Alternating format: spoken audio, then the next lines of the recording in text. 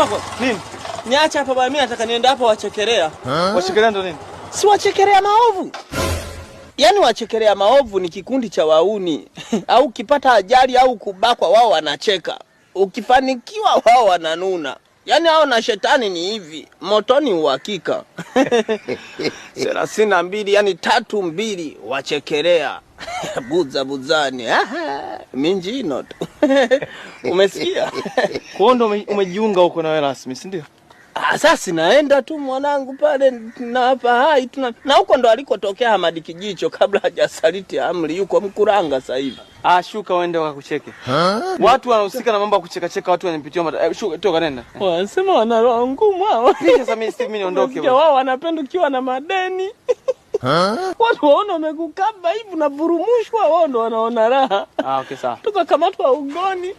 Chao kweli hao. 32 32. Poa, nenda huko. Unaingia wapi? Kachekwe huko. Wewe unaenda wapi? Hadi ujue na kuenda Steve.